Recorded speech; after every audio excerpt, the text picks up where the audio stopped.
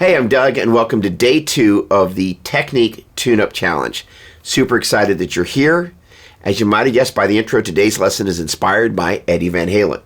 In particular, we're going to be working on legato in combination with palm muting, one of my favorite sounds. All right, the name of today's exercise is the G major, 3-note per string, hammer, pull, hammer, pull, hammer, pull exercise. I'm going to run through it at speed, then we're going to come back with the directions and the technique tips. Let's do it.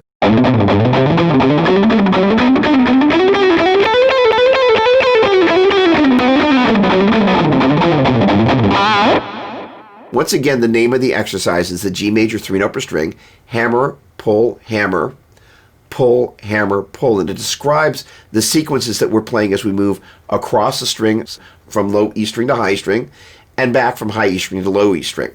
That is to say, the hammer, pull, hammer business is really a pick and 2 hammer-ons, a pick and 2 pull-offs, and a pick and 2 more hammer-ons. But we're going to describe that as hammer, pull, hammer, because we're hammering, pulling, and hammering. The descending part is just the opposite of that. That's going to be a pick and 2 pull-offs, a pick and 2 hammer-ons, a pick and 2 pull-offs. And that is what we're describing as the pull, hammer, pull business. All right, so we're basically cutting and pasting those sequences as we move across the neck and back. Now, I'm going to play that slowly.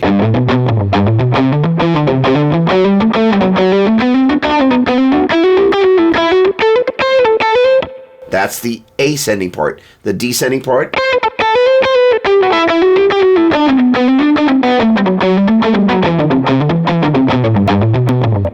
is like that. All right, let's talk through the technique tips. In terms of the technique tips, you might have noticed that I'm only using downstrokes. That's for consistency of tone, and I would suggest doing the same. The right hand, in terms of the palm muting, I've got it relatively light. You might want to spend some time working on each string, finding the sweet spot for that feel of what it feels like to be there. Also, yesterday we talked about placing the fingers at the appropriate fret so you can feel how much tension you're going to need to apply to make the notes fret. You don't need any more, you don't want any less. That's going to be a huge help. We also talked about keeping the last joint of those fingertips arched.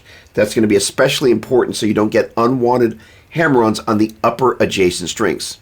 All right, the other thing I'm going to suggest doing is doing like a microcosm of the whole exercise on each pair of strings. That is to say, instead of going all the way up and back, just kind of do a mini version of the exercise. Basically,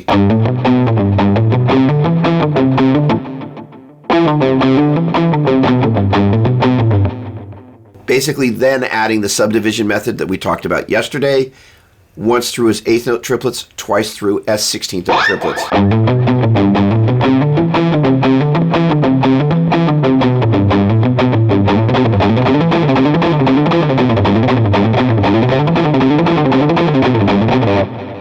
Now, you may find that your hands begin to fatigue a little bit.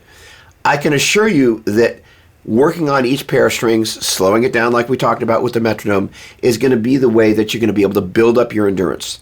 Now, my buddy Tom had talked about warming up, and the idea is like, he basically said, look, I'm kind of on the upper side of 50. I don't want to hurt my hands.